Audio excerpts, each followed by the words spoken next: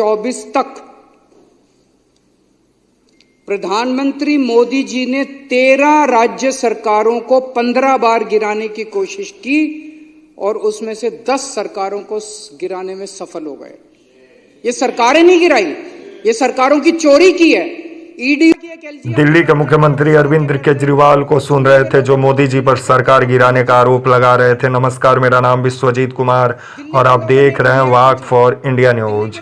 दिल्ली का विधानसभा का विशेष सत्र बुलाया गया था क्योंकि दिल्ली को नया मुख्यमंत्री मिला आतिशी के रूप में, क्योंकि आतिशी दिल्ली का भी मुख्यमंत्री बनी हुई है कुछ समय के लिए। तो वहीं अरविंद केजरीवाल दिल्ली का पूर्व मुख्यमंत्री हो गए हैं। तो वहीं मोदी सरकार पर जमकर मुख्यमंत्री अरविंद केजरीवाल निशाना साधे 26 सितंबर को दिल्ली विधानसभा से। तो वहीं मोदी जी पर सरकार गिराने का भी आरोप लगाए विभिन्न राज्यों में। आइए सुनते हैं क्या बोले अरविंद केजरीवाल। बहुत सारे मार्च 2016 से लेके मार्च 2024 तक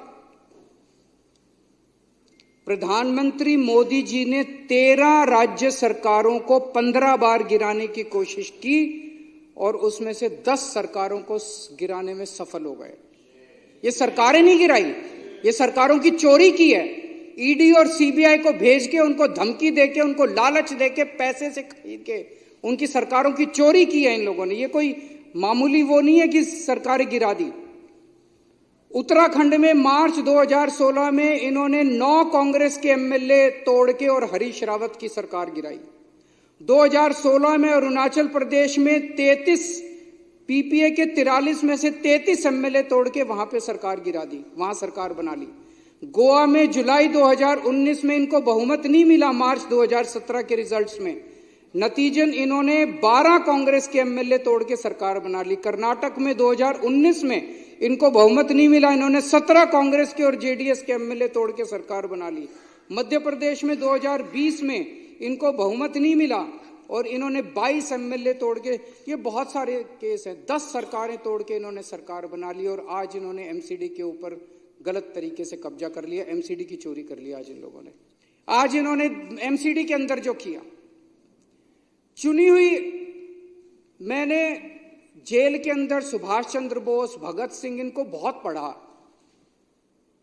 इन लोगों ने अपनी जान की कुर्बानी लगा दी, जान इन्होंने दे दी अपनी देश को आजाद कराने के लिए।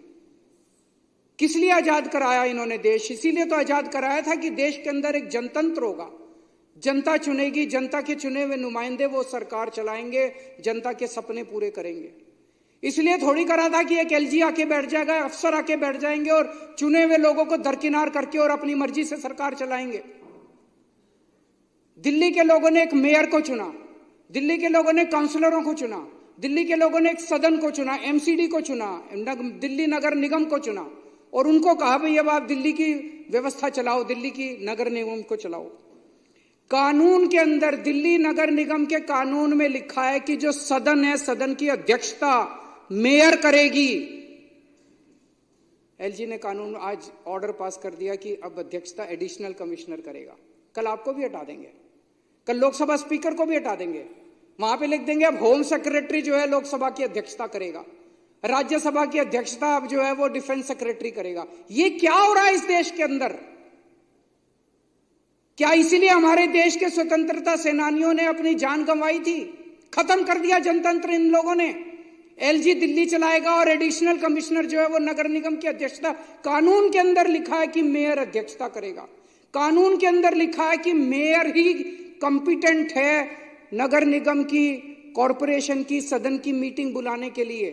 कब मीटिंग बुलाई जाएगी, किस दिन बुलाई जाएगी, कितने बजे बुलाई जाएगी, ये मेयर तय करेगा। जैसे आप तय करते हैं, अध्यक्ष तय करता है कि मीटिंग किस दिन होगी, एडजर्न होगी, नहीं होगी, किस दिन होगी, ये मेयर तय करता है। एलजी ने कर दिया, कमिश्नर ने कर दिया। उसमें लिखा हुआ है कि 72 घंटे का नोटिस दिया जाएगा। कोई नोटिस, कल रात को 10 बजे नोटिस निकाल दिया कि आज 1 बजे, उसमें कोई कानून के अंदर उनको पावर ही नहीं है, ना कमिश्नर को पावर है, ना एलजी को पावर है। तो गुंडागर्दी मचा रखी है। उसके अंदर लिखा है कि नोटिस जो है सबके घर भेजा जाएगा। किसी के घर नोटिस नहीं पहुंचा आज। किसी के घर एक व्हाट्सएप कर दिया, व्हाट्सएप आधों को मिला, आधों को नहीं मिला, आधे दिल्ली के बाहर हैं। ये क्या, ये चुनाव कराया इन लोगों ने?